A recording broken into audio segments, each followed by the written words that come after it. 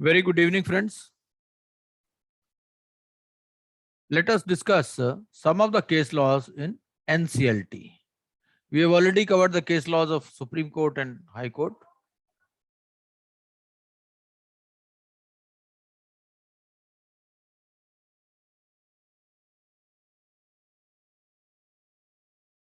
I think we can start from here, है ना? Edelweiss. I hope my screen is visible. Edelweiss Asset Reconstruction Company.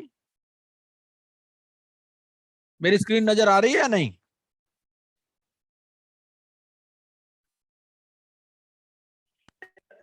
अभी तक नहीं है।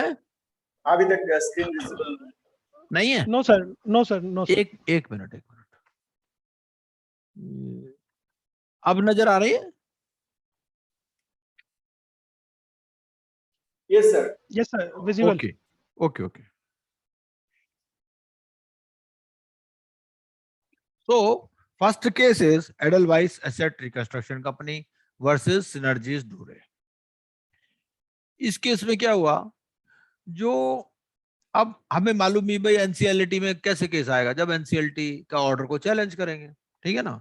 तो इसमें जो एडजुडिकेटिंग अथॉरिटी का ऑर्डर था उसमें क्या किया था, रेजोल्यूशन प्लान को अप्रूव किया था, ठीक है? अब इसको यहाँ पर चैलेंज कर दिया। इसमें दो मेजर ग्राउंड लिए गए। क्या क्या ग्राउंड लिए गए? एक तो ये कहा कि भाई देखो ऐसे है कि जब ये सिका रिपील हुआ, सिका कब रिपील हुआ?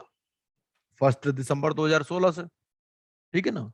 तो ये कहता है कि जब ये सिका रिपील हुआ 1 दिसंबर 2016 को, तो जो सिनर्जी कास्टिंग लिमिटेड थी, जो कि रिलेटेड पार्टी थी किसकी? सीडी की, मतलब सिनर्जी डूरे की, ठीक है?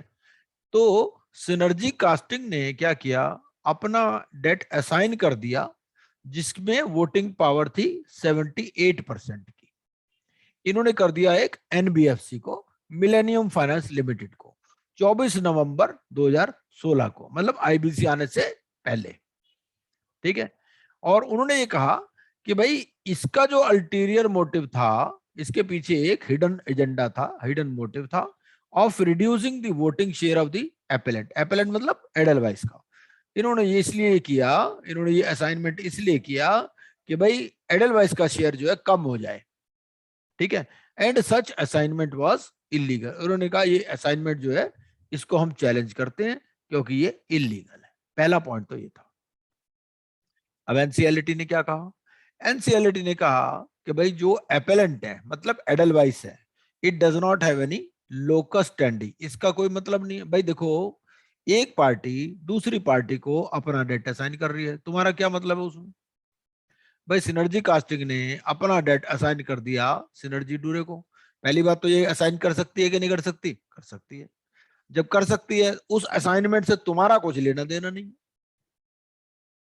So the appellant does not have any locus standi to question those documents in the insolvency proceedings initiated under INB code on a far-fetched argument that they are going to be effected if the rights of Synergy Casting Limited and Millennium Finance Limited are recognized basing on the assignment agreement in question.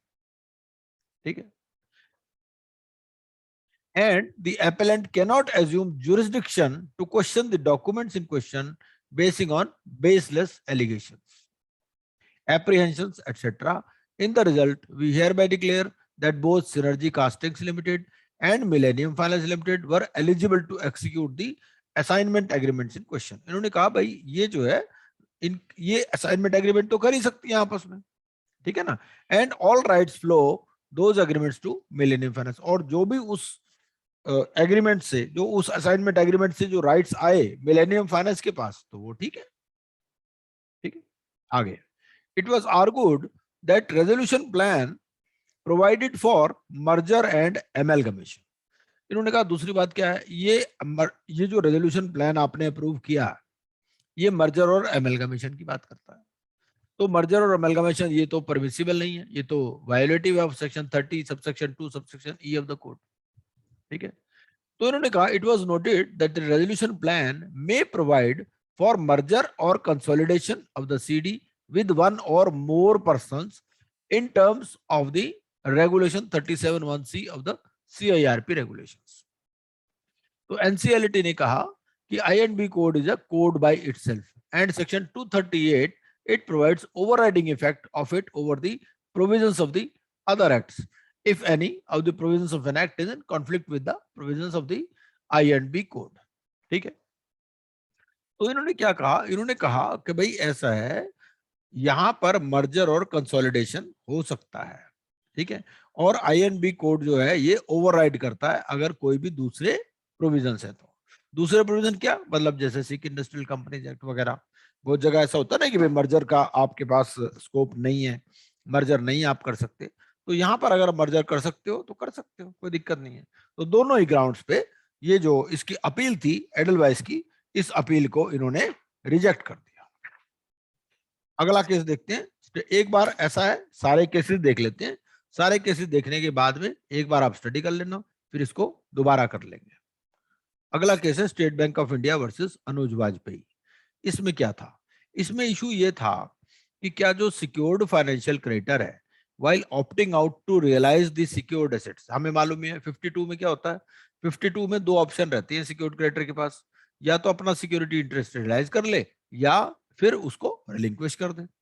ठीक है, इसमें क्या कहता है, इसमें कहता है कि अगर वो रियलाइज करना चाहता है, उसने ऑप्शन दी रियलाइज करूंगा मैं तो 52 में, ठीक है, out of the liquidation process is barred from selling the secured assets to the promoters और इट्स रिलेटेड पार्टी और the persons who are ineligible in terms of section 29 of the code. ठीक है, कोई भी सिक्योर्ड क्रेडिटर के पास option है, वो realise भी कर सकता है और लिंक्विश भी कर सकता है। अब बात ये है कि रियलाइज करेगा तो मतलब सेल करके रियलाइज करेगा, जब सेल करेगा तो क्वेश्चन ये उठता है किसको सेल कर सकता है, क्या किसी को भी सेल कर सकता है? नहीं, जो 29A में रेजोल्यूशन एप्लीकेंट नहीं बन सकते उनको नहीं सेल कर सकता। ठीक है, the NCLT held that if it comes to the notice of the liquidator, क्योंकि इसको क्या करना होता है, सिक्योर्ड क्रेडिटर को, लिक्विडेटर को नोटिस देना होता है, 1 महीने के अंदर बताना होता है भाई मैं करूंगा क्या। अगर 1 महीने में कुछ नहीं बताता तो ये मान लिया जाता है कि रिलिंक्विश कर दिया। 1 महीने में बताना होता है कि मैं कितने में बेचना चाहता हूं इसको। ठीक है, और लिक्विडेटर के पास ऑप्शन रहती है कि वो दूसरा बंदा बताए कि भैया ये मेरे पास इससे ज्यादा प्राइस वाला बंदा। तो NCLT ने कहा अगर लिक्विडेटर को पता चलता है कि ये जो सिक्योर्ड क्रेडिटर है ये किसी ऐसे आदमी को एसेट्स बेचना चाहता है जो कि इनएलिजिबल है 29A में, तो वो उसकी एप्लीकेशन को रिजेक्ट कर सकता है, क्योंकि एप्लीकेशन किसको देता है, ये लिक्विडेटर को। Read with section 52(2) and 3 of the code. Note क्या है, the liquidation process amendment regulations 2020 now clarifies that a secured creditor cannot sell or transfer an asset which is subject to security interest to any person who is not eligible under the code to submit a resolution plan for insolvency resolution of the CD। तो ये amendment regulations में, regulation में ही डाल दिया ये बात। ठीक है, कोड से तो पहले ही ये सेंस कन्वे हो रही थी, ठीक है ना, तो इन्होंने ये रेगुलेशन में भी डाल दी by way of abundant precaution कि भाई और क्लैरिफाई इसको कर देते हैं।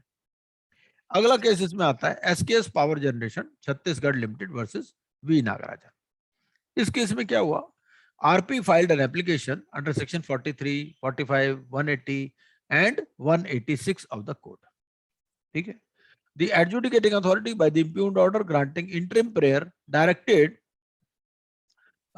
R10 to repay rupees 158 crore to the CD।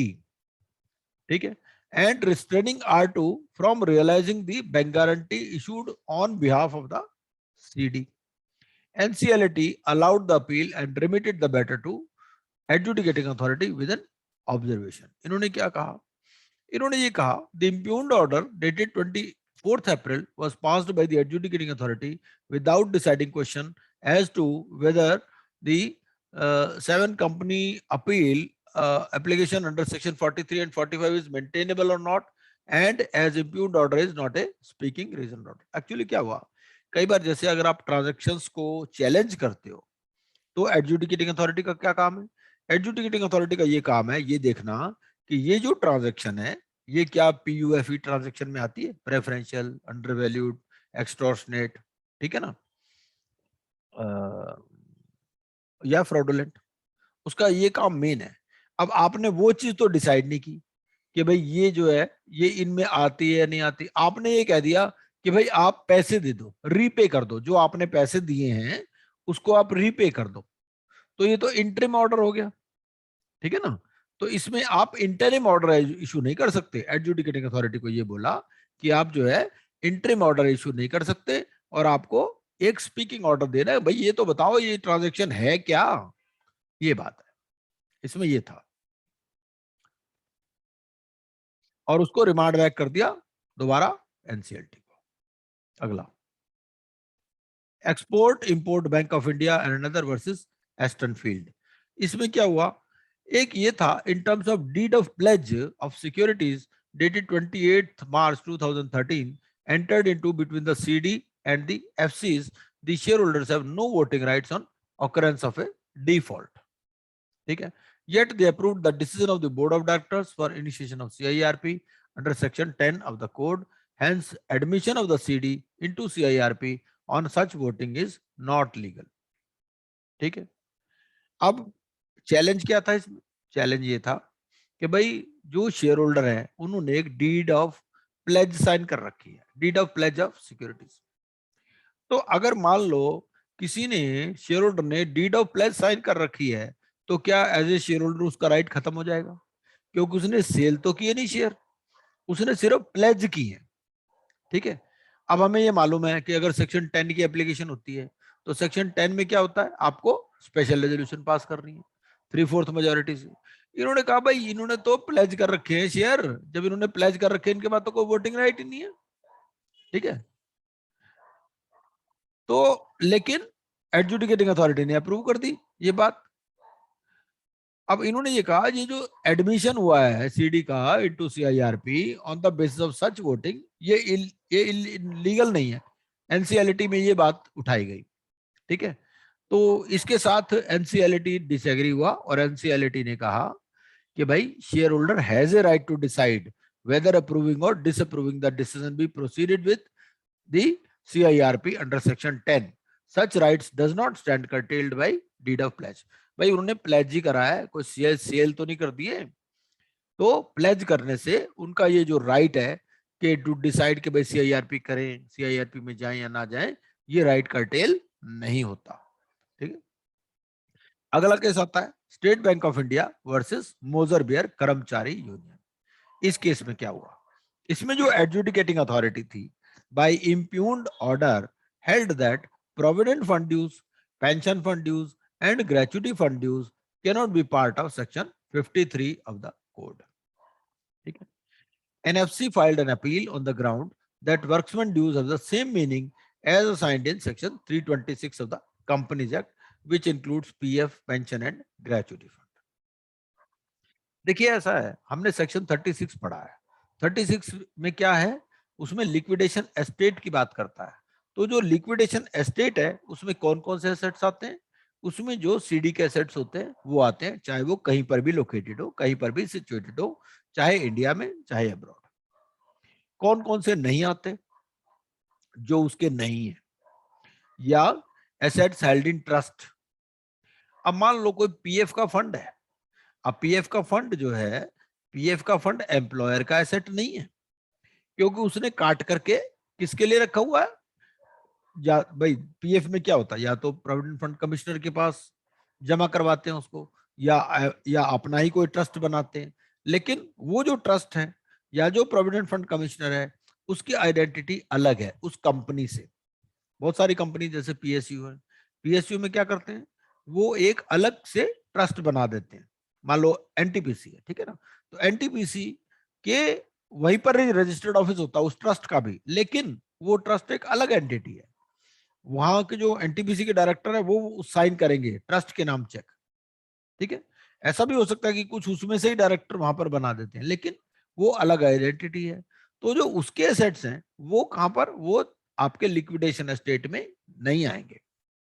तो एनसीएलटी ने क्या कहा, इन terms of subsection 4A(3) of section 36, as all sums due to any workman or employee from the provident fund, pension fund and the gratuity fund do not form part of the liquidation estate।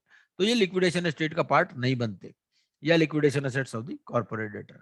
The question of distribution of the provident fund or the pension fund or the gratuity fund in order of priority and within such period as prescribed under section 53(1) does not arise. तो उन्होंने कहा भाई इसमें कोई distribute करने की बात ही नहीं है, वो अलग है बिल्कुल, इससे कोई मतलब ही नहीं है उसका। अगला case SC Shekharan versus Amit Gupta. इसमें क्या कहा? इसमें ये कहा कि appeals were filed by the management of the CD against the liquidation order passed by the adjudicating. इसमें लिक्विडेशन ऑर्डर पास कर दिया था एडजुडिकेटिंग अथॉरिटी ने, तो ये जो है मैनेजमेंट ऑफ द सीडी ये अपील में गए। It was stated that the liquidator is suppose to keep the CD as a going concern.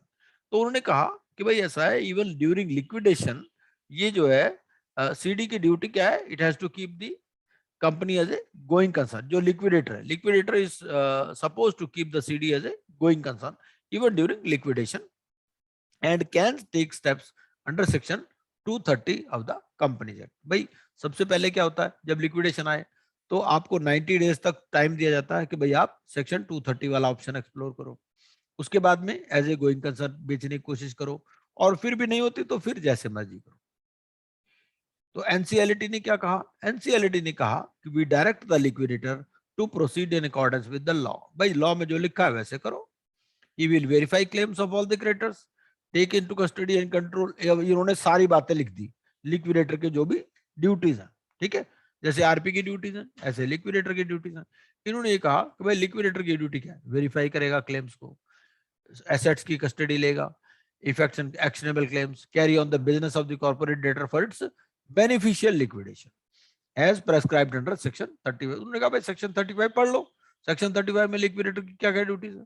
तो before taking steps to sell the assets of the corporate debtor companies herein the liquidator will take steps in terms of section 230। उन्होंने कहा भाई liquidation मतलब आप बेचने से पहले 230 वाली ऑप्शन भी एक्सरसाइज करोगे। The adjudicating authority if so required will pass appropriate order. तो उन्होंने कहा भाई एडजुडिकेटिंग अथॉरिटी दोबारा पास कर देगी ऑर्डर अगर चाहिए तो, ठीक है। Only on failure of revival, the adjudicating authority and the liquidator will first proceed with the sale of the company's assets wholly and thereafter, if not possible, to sell the company in part. पहले 230 के बाद going concern, मतलब पूरी की पूरी company बेच दो, क्योंकि पूरी की पूरी कंपनी बेचने में क्या बात है, मेन बात यह है कि उसमें एम्प्लॉयज की छुट्टी नहीं होती। लिक्विडेशन में ये लिखा है कि भाई अगर आपकी company as a going concern आप सेल करोगे तो उसमें एम्प्लॉयज की छुट्टी नहीं होती, और लास्ट में फिर होता है कि भाई पार्ट्स में बेचो आप, ठीक है। The liquidator if initiates will complete the process under section 230 of the companies act with in 90 days. तो अगर लिक्विडेटर ये प्रोसेस इनिशिएट करता है तो 230 वाला 90 डेज उसके लिए एडिशनल मिल देते हैं, वो हमें मालूम ही है, इन एडिशन टू 1 ईयर, ठीक है। जो लिक्विडेशन पीरियड पहले 2 ईयर था अब 1 ईयर है, उसके अलावा 90 डेज अलग से मिल जाते हैं अगर 230 वाली कोई स्कीम है तो। 230 की स्कीम की भी कॉस्ट की भी बात है, वो मैंने पहले ही बता चुका हूँ कई बार कि भाई अगर स्कीम अप्रूव हो जाती है तो कंपनी बियर करेगी, अगर स्कीम अप्रूव नहीं होती 230 वाली तो जो एप्लीकेंट है वो बियर करेगा। किसी भी केस में ये लिक्विडेशन प्रोसेस कॉस्ट का पार्ट नहीं बनती। अगला ferro alloys corporation versus rural electrification corporation, ये क्या बोलते हैं? On the issue of initiating CIRP against the, देख लेना कौन, on the issue of initiating CIRP against the corporate guarantor without initiating the process against the principal debtor, ठीक है। इसमें इशू क्या था? इसमें इशू ये था कि भाई आपने जो है गारंटर की लायबिलिटी हम पढ़ते हैं इंडियन कॉन्ट्रैक्ट एक्ट में क्या है कि guarantor the liability of the guarantor is coextensive with that of the borrower. अब इसमें यह है कि मान लो आप गारंटर के अगेंस्ट में इशू कर दो, आप गारंटर के अगेंस्ट में इनिशिएट कर दो CIRP, ठीक है, आपने प्रिंसिपल डेटर के अगेंस्ट में रेमेडी पहले एग्जॉस्ट नहीं की, तो इस केस में क्या बोलता है? तो एनसीएलटी ने कहा कि आप भाई इंडियन कॉन्ट्रैक्ट एक्ट पढ़ो। इंडियन कॉन्ट्रैक्ट एक्ट क्या बोलता है?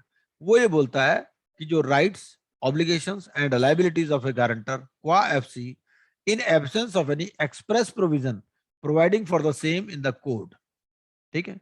तो उन्होंने कहा भाई दोनों बराबर हैं, जिसके अगेंस्ट में मर्जी शुरू हो सकती है। It held that it is not necessary to initiate CIRP against the principal borrower before initiating CIRP against the corporate guarantor. भाई जरूरी नहीं है पहले प्रिंसिपल बोरोवर, उसको पता है प्रिंसिपल बोरोवर के बाद कुछ है ही नहीं, कंगला है, तो वो क्यों अपना टाइम वेस्ट करेगा, वो सीधा गारंटर के अगेंस्ट में प्रोसीड करेगा। ठीक है ना। तो without initiating CIRP against the principal borrower, it is always open to the FC to initiate CIRP under section 7 against the corporate guarantor. तो कॉर्पोरेट गारंटर के अगेंस्ट में भी आप डायरेक्टली शुरू कर सकते हो, as the creditor is also the FC का कॉर्पोरेट गारंटर। ठीक है, इतनी सी बात थी। अगला केस है doctor Vishnu Kumar Agarwal versus Piramal enterprise limited. इस केस में क्या हुआ? इस केस में इशू ये था कि whether CIRP can be initiated against 2 corporate guarantor. मान लो 2 गारंटर है तो क्या होगा? क्या दोनों के अगेंस्ट में शुरू हो सकती है for the same set of debt? क्योंकि पैसे तो एक ही लेने हैं ना। मान लो किसी का 10 करोड़ का ड्यू है तो 10 करोड़ ही तो लेगा। मान लो 2 गारंटर है तो ये थोड़ी दोनों से 10 करोड़ ले लेगा, एक से ही लेगा ना। तो NCLT ने कहा कि NFC cannot file claim for the same debt in 2 separate CIRPs। ठीक है, क्लेम फाइल नहीं कर सकता। ठीक है, and therefore 2 applications cannot be admitted against the same default. तो उन्होंने कहा कि भाई 2 एप्लीकेशन एडमिट नहीं हो सकती। एडमिट नहीं हो सकती का मतलब फाइल हो सकती है।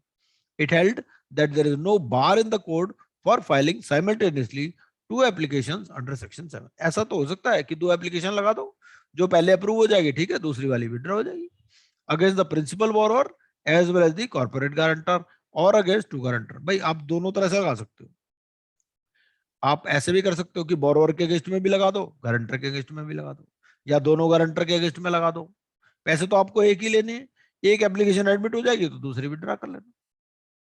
The secondary application by the same applicant for the same set of claim and default cannot be admitted against the other। तो वो दूसरी वाली एडमिट नहीं हो सकती। Further, though there is a provision to file joint application, कहता joint application का भी provision है section 7 में, by FCs, no application can be filed by them against 2 or more CDs on the ground of joint liabilities। मतलब ये कि 2 कंपनियों के अगेंस्ट में आप नहीं कर सकते। ठीक है, कंपनी एक के अगेंस्ट में ही होगी। क्रेडिटर 2 हो सकते हैं जो ज्वाइंटली फाइल कर रहे हैं, लेकिन कंपनियां 2 नहीं हो सकती। ठीक है, अगला ये Varrsana Ispat limited versus deputy director. इस केस में क्या हुआ? इसमें NCLT ने कहा कि section 14 of the code is not applicable to criminal proceeding. Section 14 हमें मालूम ही है कि मॉरेटोरियम की बात करता है। सेक्शन 14 में ये है कि भाई एक बार CIRP इनिशिएट हो जाए तो जितने भी एक्शन है वो सारे स्टे हो जाते हैं, नए एक्शन हो नहीं सकते। सिर्फ पर्सनल गारंटर के अगेंस्ट में एक्शन हो सकते हैं, कंपनी के अगेंस्ट में नहीं हो सकते। लेकिन कंपनी कुछ फाइल कर सकती है। अगर कंपनी किसी के अगेंस्ट में कुछ CIRP इनिशिएट करना चाहे तो वो कर सकती है। कोई क्लेम फाइल करना चाहे, मान लो कंपनी जो कंपनी CIRP में उसने किसी से पैसे लेने, उसके लिए सूट भी फाइल कर सकती है। ठीक है, तो NCLT ने कहा कि section 14 of the code is not applicable to the criminal proceeding और any penal action taken pursuant to the criminal proceeding or any act having essence of crime or crime proceeds। ठीक है, तो इन्होंने ये कहा कि जो सेक्शन 14 है it is not applicable to criminal proceedings. ठीक है, और any penal action taken pursuant to the criminal proceeding or any act having essence of crime or crime proceeds। The offense of money laundering is punishable with rigorous imprisonment। ठीक है, it has got nothing to do with the CD। इन्होंने कहा कि जो money laundering है उस case में क्या होता है, उसमें तो जेल भी हो सकती है। अब जेल कंपनी को तो होगी नहीं, ठीक है ना, जेल तो इंडिविजुअल को ही होगी। तो इसका CD से तो कोई मतलब नहीं है। It is applicable to the individual who may include ex directors and share holders of the CD। तो उन्होंने कहा भाई जेल किसको होगी, या डायरेक्टर्स को या शेयर होल्डर्स को, and such individual cannot take any advantage of section 14 of the code. तो इसमें जो इंडिविजुअल्स है उनको कोई शील्ड या इम्यूनिटी नहीं मिलेगी।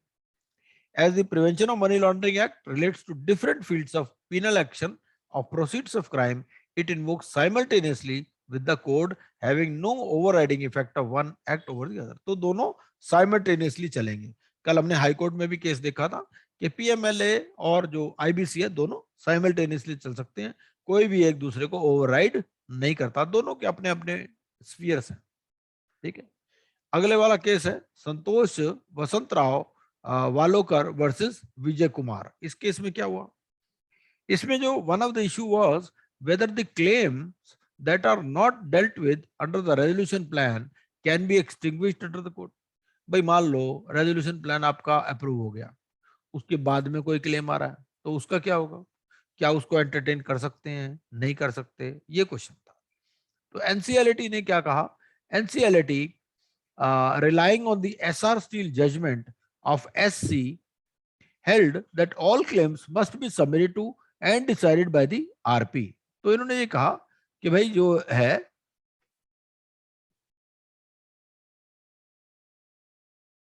आपको क्या करना है इसमें, आपको ये करना है कि भाई जो सारे क्लेम्स हैं आपको ये सबमिट करने हैं and they have to be decided by the RP. कि भाई जो प्रोस्पेक्टिव रेजोल्यूशन एप्लीकेंट है भाई वो तो किस बेसिस पे पैसे देता है, वो अपना प्लान किस बेसिस पे बताता है, भाई इस कंपनी के इतने एसेट्स हैं, इतनी लायबिलिटीज हैं। मान लो उसको यही नहीं पता कि मेरी लायबिलिटी है कितनी, नई नई लायबिलिटी आती रहे, तो वो कैसे प्लान बनाएगा। तो जब एक बार प्लान अप्रूव हो गया, उसने किसी बेसिस पर अपना प्लान दिया होगा, ठीक है ना, तो उसके बाद में फिर नई लायबिलिटीज आप एंटरटेन नहीं कर सकते, क्योंकि prospective resolution applicant knows exactly who has to be paid for it to take over and run the business of the CD. Therefore claims that are not submitted or are not accepted or dealt with by the RP and such resolution plan submitted by the RP is approved, then those claims would stand extinguished। अब वो claim जो है वो खत्म, ठीक है, उसके बाद में एंटरटेन नहीं होंगे एक बार रेजोल्यूशन प्लान अप्रूव हो जाए तो। ठीक है, अगला JSW steel versus Mahendra Kumar Khandelwal. इस केस में क्या हुआ, NCLT considered whether after approval of a resolution plan by the adjudicating authority. अब एक बार इन्होंने कहा भाई रेजोल्यूशन प्लान अप्रूव हो गया, तो क्या रेजोल्यूशन प्लान अप्रूव होने के बाद में जो डायरेक्टरेट ऑफ एनफोर्समेंट है ये अटैच कर सकता है सीडी के कि भाई मनी लॉन्ड्रिंग हुई है, प्रोमोटर्स ने मनी लॉन्ड्रिंग की है, क्या हो सका। तो during the pendency of the proceedings the IBC ordinance 2019 was promulgated on 28 December 2019। इसमें सेक्शन 32A आ गया था। सेक्शन 32A हमें मालूम ही है कि ये बात करता है, सेक्शन 32A, कि भाई जो पुराने डायरेक्टर थे, मान लो उन्होंने कोई फ्रॉड किया था, ठीक है, उनको पकड़ो, लेकिन एक बार रेजोल्यूशन प्लान अप्रूव हो गया, इंप्लीमेंट हो गया, उसके बाद में जो नए प्रमोटर हैं, अगर नए प्रमोटर पुराने प्रमोटर से मिले हुए नहीं है तो उनके अगेंस्ट में कोई एक्शन नहीं हो सकता, ना उस कंपनी के अगेंस्ट में कोई एक्शन हो सकता। ठीक है, अगर आपको कोई एक्शन लेना है तो आपको ये प्रूव करना पड़ेगा कि नए प्रमोटर भी पुराने से मिले हुए हैं। ठीक, तो इसमें 32A आ गया था। एनसीएलटी ने कहा कि section 32A suggests that the ED other investigating agencies do not have the power to attach assets of the CD। भाई एक बार रेजोल्यूशन प्लान अप्रूव हो जाए तो उसके बाद में कंपनी के एसेट्स अटैच नहीं हो सकते, और जो क्रिमिनल इन्वेस्टिगेशन है अगेंस्ट द सीडी, सीडी मतलब कंपनी, यहाँ पर स्टैंड्स अबेटेड मतलब वो भी खत्म हो जाएगी। It further observed that it is ex facie evident that being clarificatory in nature, the ordinance must be made applicable retrospectively। उन्होंने कहा 32A जो ऑर्डिनेंस आया है इसको आप क्लैरिफिकेटरी नेचर का है, लॉ की शुरू से यही इंटेंशन थी, तो इसको आप रिट्रोस्पेक्टिव मानो 1 दिसंबर से। ठीक है, it held that the intent and purpose of section 32A is to provide certainty to the resolution applicant। भाई एक रेजोल्यूशन एप्लीकेंट ने अपना एक कोटेशन दे दिया, उसने पेमेंट कर दी, रेजोल्यूशन प्लान अप्रूव हो गया, उसके बाद में भी तुम कहो नहीं हम तो एक्शन लेंगे उसके केस में, वो चीज नहीं। ठीक है ना, as represented to him and for which he proposes to pay value consideration in terms of the resolution plan would be available to him in the same manner as at the time of the submission of the resolution। भाई आपने जब उसने plan submit किया आपने उसको बताया था भाई ये मेरे एसेट्स हैं, ये लायबिलिटीज हैं, उसके बेस पे उसने प्लान दिया, वो अप्रूव भी हो गया। अब आप नई चीजें कहां से ला रहे हो कि भाई हम तो ये फ्रॉड भी तुम्हें घसीटेंगे ना। ठीक, it observed that mere assertion of the ED in its reply that it needs to further investigate the matter to examine or comment if there has been any abatement or conspiracy by the appellant। इन्होंने कहा भाई enforcement director ने कहा ये जो appellant है हम इनकी देखना चाहेंगे, ये भी तो कॉन्स्पिरेसी में कोई इन्वॉल्व नहीं, या इन्होंने तो अबैट नहीं किया। establishes that it has no reason to believe on the basis of material in its possession। इसका मतलब ये कि उनके पास कोई रीजन टू बिलीव तो है नहीं, अभी तो वो इसको इन्वेस्टिगेट करना चाहते हैं। एनफोर्समेंट डायरेक्टर ने कहा कि भाई हम इस एंगल को देखना चाहते हैं कि कोई अबेटमेंट या कॉन्स्पिरेसी तो नहीं थी। तो एनसीएलटी ने कहा इसका मतलब तुम्हारे पास कोई मटेरियल तो है ही नहीं, है कि नहीं, तुम्हारे पास कोई मटेरियल नहीं है, रीजन टू बिलीव नहीं है आपके पास, ठीक है, as on date for denial of immunity to the appellant and the CD. It reiterated the position held by Supreme Court that the successful resolution applicant cannot be asked to face with undecided claims. कि भाई उनके पास undecided claims की he cannot be asked to face undecided claim. Undecided claim इसमें क्या है, मान लो कोई liability आ जाए इसी केस में, एनफोर्समेंट डायरेक्टरेट कोई पेनल्टी लगा दे, तो वो तो उसकी जिम्मेदारी नहीं है ना नए रेजोल्यूशन एप्लीकेंट, ठीक है ना. As this would amount to a hydra head popping up which would throw into uncertainty amounts payable by a prospective resolution applicant. भाई रेजोल्यूशन एप्लीकेंट को क्यों आप डिस्टर्ब कर रहे हो, उसका कोई लेना देना नहीं पुराने प्रमोटर से. अगला केस आता है flat bars association winter hills versus Umang real tech. इस केस में क्या हुआ, NCLT held that CIRP against a real estate CD is project specific. इस केस में मेन बात ये कही गई कि जो CIRP है ये प्रोजेक्ट स्पेसिफिक होती है.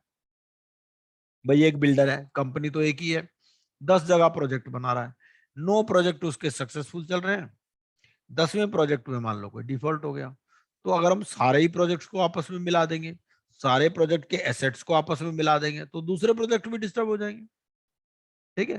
तो उन्होंने क्योंकि कहता भाई हर प्रोजेक्ट का अलग फंडिंग होती है, अलग क्रेडिटर होते हैं, अलग बुक्स होती हैं, अलग अप्रूवल होती है, तो आप जो CIRP है इसको भी प्रोजेक्ट स्पेसिफिक लो, ठीक है.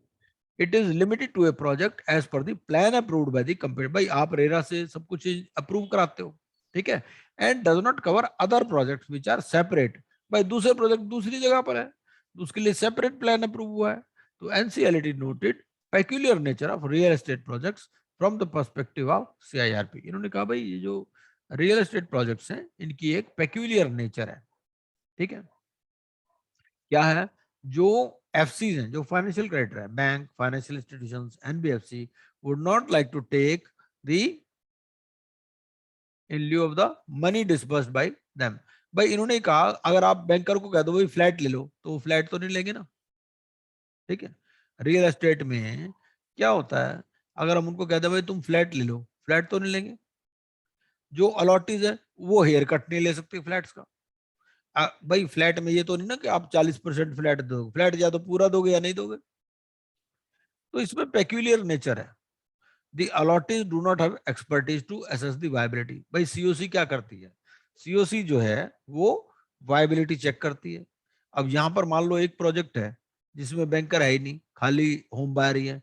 अब होम बायर तो इतने इक्विप्ड नहीं है ना कि वो उसकी वायबिलिटी चेक करे, वो तो एक्सपर्ट्स नहीं है टू असेस वायबिलिटी और फिजिबिलिटी ऑफ ए सीडी और कमर्शियल विजडम एज अदर एफसीज. भाई बैंकर को तो माल मिले चलो कुछ एक्सपीरियंस है, लेकिन जो ऑर्डिनरी होम बायर्स है उनको तो एक्सपीरियंस नहीं होता.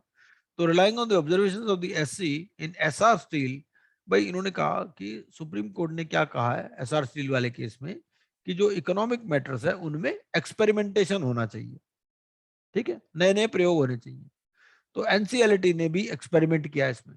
इसमें ये कहा कि as to whether during CIRP the resolution can reach finality without approval of the third party resolution plan. उन्होंने कहा भाई देखो ऐसे है कि भगवान जिसको भी मिलता है अंदर से ही मिलता है, बाहर से तो मिलता नहीं.